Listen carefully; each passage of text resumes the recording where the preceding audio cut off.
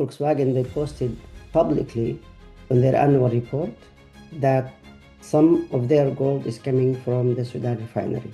Europe is clearly connected to this conflict because they are sourcing resources from Sudan.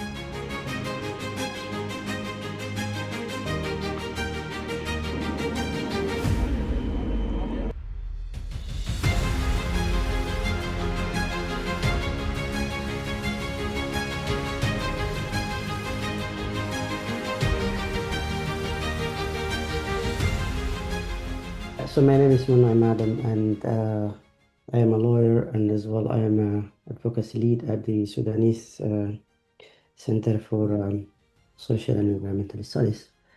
The center established to kind of like utilize different efforts by local actors and as well their network internationally and regionally to enhance the work in relation to kind of like generally link between resources and conflict, and as well how the resources are like utilized, and as well just to make sure that any resources coming from Sudan, including gold and other resources, are become they're following structure and they're not causing any harm, and as well they're following kind of like rule of law and away from human rights violations. I'm Joris van der Zand. I'm a researcher and a policy expert working at PAX or working for PAX, and I've been doing research into the link between extraction of natural resources and mineral resources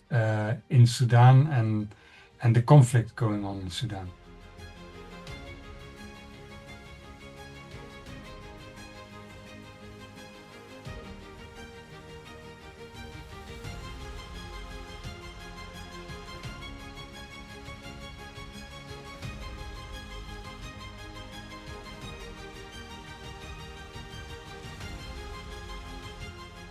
Gold and other resources are like one of the main kind of like reason behind the conflict, and as well, people, or at least like, to maintain the supply chain, including arms and other munitions, is I think gold is playing a great role.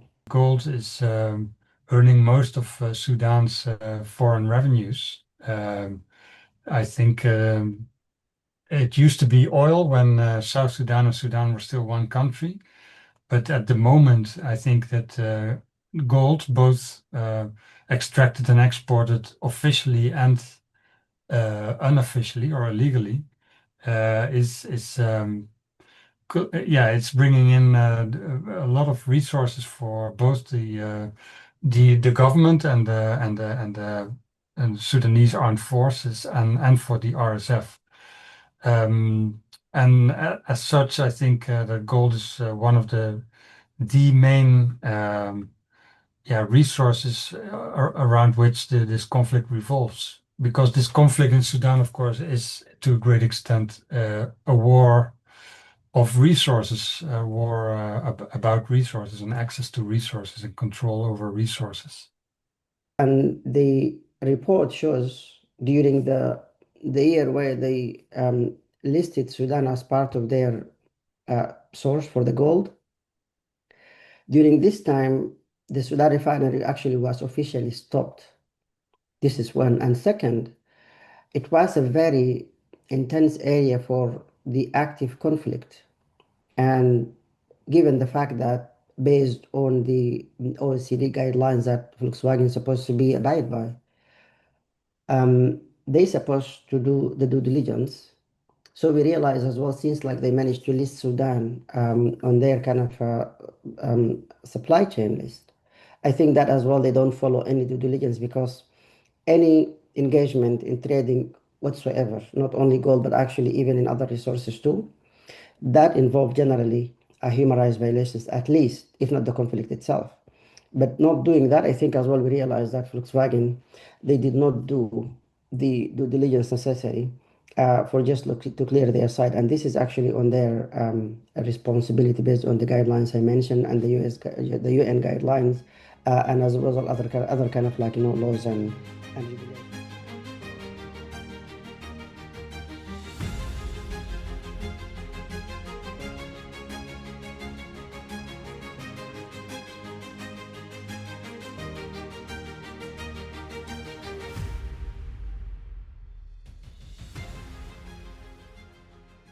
these companies have the obligation to investigate this and if they establish that there is a link or that there is a risk of a link between the conflict and their production process and their supply chains, then they have the obligation to prevent this from happening and to remediate potential impacts. So if they do not take this seriously, or if they hide behind reassuring statements or vague statements of supply chains out of their view, or simply being too complex to really screen or to investigate it in the form of due diligence or audits, then it's not very serious. I wouldn't take these companies very serious in that. And I think they should really improve their act in this respect. Especially these big companies cannot really say that they have not been able to do the proper due diligence or that they haven't been able to screen their supply chains. I mean, they are big. If these companies already are not able to do this, then what can you expect of smaller companies? I think there is no reason for us to believe that they don't know, or like they are not aware about the source of the gold, or they're not aware about that this gold kind of like makes them complicit in a way or on another. I think more companies will be found kind of complicit if we look at the list. And I think just more research is needed. But actually, research by itself doesn't help, because companies are supposed to be abide by international laws, but actually as well domestic laws where they're registered. I think if there is a pressure from their local governments, I think we'll make sure that at least like they're not repeating these kind of mistakes, but actually held accountable for participating. For example, just name a couple of examples like Danone in France and L'Oréal, and in the case of gum arabic, but also in the case of gold, Volkswagen, Nokia, the companies that we already mentioned. They're all European-based companies. And this conference that is taking place in Sudan is about humanitarian assistance for Sudan, for the conflict. And but this is really contradictory. So on the one hand, we're talking about European assistance, humanitarian assistance for Sudan, for the victims, but at the same time, European companies are profiting from the conflict and are indirectly also facilitating its continuation. So I think for us, for PAX, it is really, we would like to make a call to European policymakers and European governments in saying that there is an inherent contradiction between, on the one hand, trying to alleviate the humanitarian crisis and being solidary with the people of Sudan, and at the same time profiting from their misery through these the sourcing and the use of these conflict resources. And this contradiction should be in some way be resolved.